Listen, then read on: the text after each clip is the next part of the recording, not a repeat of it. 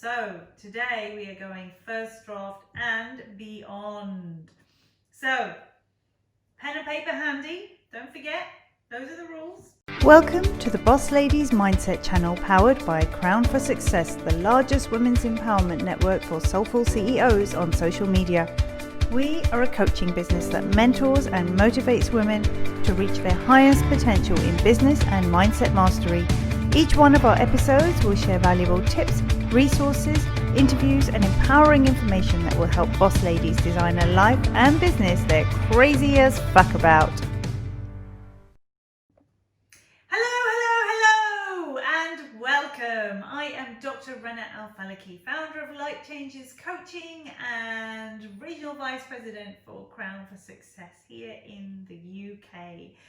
I help professional women, leaders and entrepreneurs exude passion so that they get more in their life by doing less. I turn the wanting into having, and I'm the #1 best-selling author of Women Who Want More: How to Create a Balanced and Fulfilled Life, and also Be Love: A Conscious Shift to Birthing the Future. So, am I qualified to talk to you about books?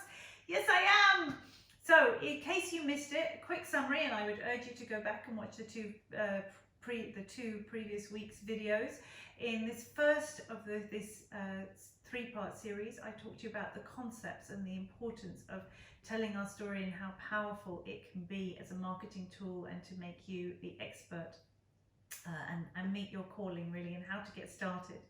And then of course last week we broke it down for you for exactly how to get started, and I took you through the precise steps of where to begin before we end up even writing the first draft. So today we are going first draft and beyond. So pen and paper handy, don't forget, those are the rules.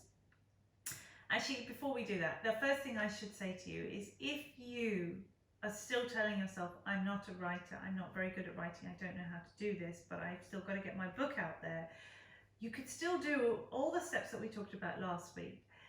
But there are people who can help you. There are ghostwriters where actually you could just tell someone all the concepts, and you could give them all the stories and all the anecdotes and all the information and the facts that you've researched.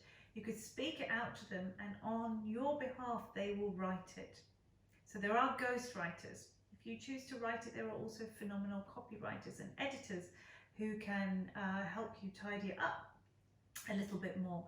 And of course there are coaches and there are coaching programs. I coach people on book writing and help them come across and exude their passion in their story. So there are things you can do if you're struggling. But if you fancy yourself a writer and you want to go ahead, and we've done all the steps that we've talked about already in last week's video, then it's time to write your first draft. So what are you going to do? You're going to devote the time. So you're going to pick up your calendar, you're going to color code it if needs be, and you are going to block off time for writing. Now, this suits people in different ways. It may be that you write at the same time of day in the morning or in the evening. For me, I wrote my book, it was 50,000 words, I wrote it in 5 days because I had followed the strategies and systems that I shared with you already in the past 2 weeks. And at which point I was just ready to go. All the information was there and I blitzed it. You know, other people write it in 2 long weekends. So if you follow the advice I've given you, you can write it that quickly. It really is phenomenal. But here's the thing with writing your first draft. So like I said, about 50,000 words is probably your average book. That will get you a book that's 200 to 250 pages, which is about the right size. We don't necessarily want it to be that much longer. You know, and an editor will cut it down for you severely as well, because we want the book to be attractive and readable for most people. And if the book's too long and too big and too thick and bulbous, trust me, it puts people off. So we're aiming for about 50,000 words, but when we come to write this first draft, I just want you to write. I just want you to write. I'm going to say that one more time. I just want you to write. If you write a little bit and then you stop and you read over it again, what's going to happen? You're not going to say, yeah, that's great, I'll get back to it later. It's going to be circulating in your mind, and the perfectionist in you is going to emerge, and you're going to want to keep changing it and adding to it, and you're going to keep going back and back and back, and trust me, you're not going to get past the first few thousand words, let alone 50. So write, get yourself in flow. If I share with you what I did, I had a ritual. I came down every morning, I lit candles. For me, I wanted to tap into my subconscious, so a lot of the book in many ways was just channeled. It came through me, combined with all the knowledge and the facts and the expertise that I had researched. So I lit candles, I meditated for a while, I danced around my room to raise my vibe and my energy so that I was then receptive and ready to bring through what was there in my subconscious and my messaging, so that my true self came out and was reflected in those words. So that is incredibly powerful. So you can set yourself a ritual, but just write and do not read it again. Now, if you're not the best typist, there are other ways to do this. You could speak the words. There are so many apps now where you can just dictate. You could dictate into your phone and get it transcribed. You could just dictate straight into your computer and it could automatically transcribe. And of course, there's all kinds of software that can help you do that if it's not already built into your computer, all kinds of voice recognition and so on. So sometimes speaking might come a lot more naturally, and it may flow a lot more, may be easier for you than if you're sitting there typing and the temptation to stop typing and read again. So, and you'll get it done a lot quicker. So that's number one, your first draft, do it non-stop, speak it if needs be, 50,000 words, do not look back. Yay! And then what do? We celebrate. We go out, we celebrate. You celebrate this huge, ginormous achievement that you have written your first draft, okay? In the scheduled time. Don't forget, you're sticking to a timetable. So that's number one. Number two, at that point, once you've written your first draft, I would recommend that you start reaching out to editors, and you find all kinds of information online. Like I said, I have a whole load of resources that I can share with you if you had wanted me to coach you with a book, and any book coach should be able to help you with that as well.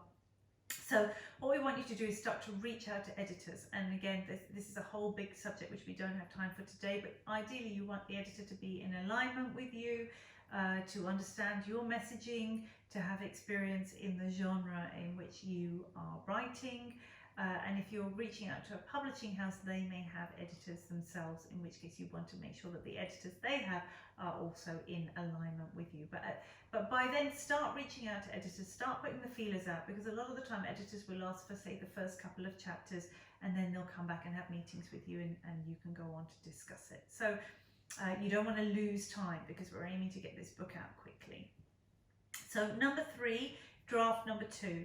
So when it comes to draft number two, read your first draft. Yes, you can start cutting some things out. You can start cutting out the waffle. You can start refining it, start putting in bullet points, start shortening the sentences to make it readable, and then perhaps start putting in the quotes, look at the some grammatical improvements. And a really great thing to do at this point is to print out the entire draft. So rather than reading it on a computer, so print it out and read it out loud. When you read it out loud, that's when you really start to notice how it reads. Because when we're in our head and we're just kind of skimming through it and reading silently, we will often miss a lot of that kind of stuff. So that's what your second draft is about. And by then you've already reached out to editors. So during this whole phase, you're then starting to have conversations with editors. And at that point, I would look at then getting your book out to an editor. And an editor will typically should do at least 3 edits. So they'll do a big kind of culling, helping you with the story, helping you format it. And then the final type of editing is what they call the copy editing, which is where they get the grammar and all the rest of it completely right. But that's the last stage. So a lot of the time there's a conceptual and story editing to start with. And you'll go back and forth with the editor on that. And that may give you draft number 4, draft number 5, and so on until you have your final version. So, okay, wonderful. I've got my book. What am I going to do with it? So we have options, my friends. One is you could decide to self-publish yourself. Yeah, I'm sure there are a ton of YouTube videos about that. I also have many people who I know I can recommend you to, who I know help people with self-publication. So that's the first thing. You could choose to publish it yourself. Of course, the advantages there are you have complete autonomy, you get all the money, and you have total control.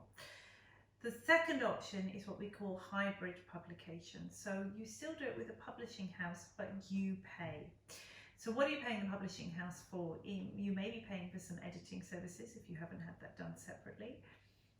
But also they know everything about publication. So they will help with the book formatting. They'll get it into the right structure. They may help you do the book in electronic format, paperback format, hardback format. They may help you with the cover design, the front cover, the back cover. But what you want with hybrid publishing is still to have as much autonomy as you can. This book is yours, it's your baby. So you want to be asking questions like, are you still able to use the title you wanted? Are you still able to use the back cover that you wanted? And what they'll do as well is they'll get you what's called the ISBN number, which identifies the book. But at that point, if you've gone hybrid, the publishing house owns the publishing rights to that book, which means you can't go elsewhere. You need their permission to get it published in any other way. And then usually they will split the royalties with you in some percentage. It might be 80-20, 90-10. It just depends. So you will usually pay them, but obviously you're paying them for their expertise and their help. And sometimes it can look look more prestigious. So that's the second option. The third option is to approach publishers. Now, quite often you will require an agent to approach a publisher. The big publishing houses will not deal with you directly. In which case, it's a whole new kettle of fish of getting an agent, the right agent that works for you. But then the agent is the person who's going to negotiate the contract. But what you want to do if you're going with a publishing house is obviously, people think, oh great, I'm going to make tons of money because a huge publishing house is going to do tons of marketing. Trust me, that is really not necessarily the case. So you want to be thinking about why it is you're going with a publishing house, and remember you are less likely to have autonomy. So generally the process takes a lot longer than if you self-published or hybrid published, and also at that point you are giving away all of your rights. They do the editing. They may consult some of the editing with you, but they have the final say. They have the final say on the title, they have the final say on the back cover, they have the final say on the imagery that is used. So bear that in mind. Okay, and actually I didn't really talk much about the front cover and the back cover. And if you've gone hybrid, quite a lot of the time they will help you. Otherwise you can hire people who do book covers, book cover designs who specialize in that as well. So it's something to think about when you were thinking about your table once you've written your first draft and you've finalized your title.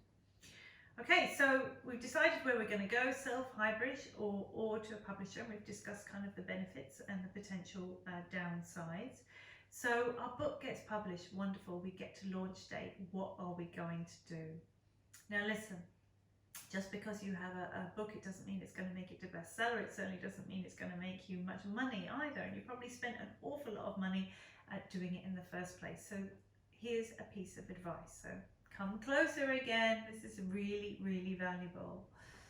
The advice I want to give you is for you to go back to the intentions that we talked about in episode 1 of this series. The intentions about why you wrote the book in the first place. That was a heart-centered intention. So when you start to market this book, remember that. Remember what that intention was and what that elevator speech, as it were, was about who you are, what you're about, and what your book is about.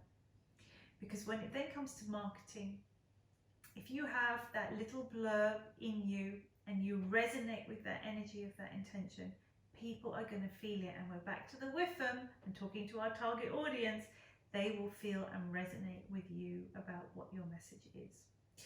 So how can we market our book? Well, there are about 15 actual strategies that you want to put into your book in the first place that make it marketable. And I've given you a few teasers. I've talked about the title, I've talked about the target market, I've talked about the back cover, I've talked about call to action in the final chapter, and there are several others which again I share with my clients to make sure that they have these marketing strategies in the book itself. Yeah, and we talked about testimonials. That was another one I gave you. Really, really powerful way of marketing your book. Testimonials on the front cover and on the back cover. And then when we actually get it out to market, talk about your book. So remember, we've got the intention and you've got your elevator speech. So I want you to go on podcasts. I want you to be interviewed. I want you to ask people to share it. I want you to ask friends and colleagues to share it. I want you to start networking with your target audience and mention to them that you've written the book. I want you to put it on your email signature. For whenever you email someone, they can see that you've written this book and what it's about. Put it on your social media profiles. Put it in the banners of your pinned tweets or your pinned Facebook posts or in your Instagram bio. So that people see that you have written this book, because otherwise how on earth are they going to know about it? So get it out there as much as possible, and when you're talking about it, remember what the ultimate heart-based intentions were in the first place. I just want to check I didn't miss any of those pointers. No, I think that's pretty much it. And remember, your book, your story, has then positioned you as the expert, right? And remember that you are powerful. You are amazing. You have, oh my goodness, what an achievement to have written a book. You must know what you're talking about. You are the expert. So if for some reason the book doesn't take off straight away, go back to those intentions, go back to that heart-based reason, exude that passion and that reason for why you did it. And do not, my friends, do not beat yourself up or start to doubt confidence in your abilities and your beliefs. And I don't want you listening to any of the stories where people say, oh, most people, books don't sell, they sell probably 100 copies. If you follow these strategies, and like I said, feel free to reach out to me. If you follow these strategies, you will be someone who, trust me, sells a hell of a lot more than 100 copies of the book, of your book and your story. But remember, you are the expert, and that's what book is here to help people with. And it can really blow your business up into the stratosphere. It certainly did that for me. So I think that's enough information. If you want more and you want any help, then like I said, please do reach out to me. I am all over social media, Dr. Rana Al-Falaki, on YouTube, Instagram, Facebook, Twitter.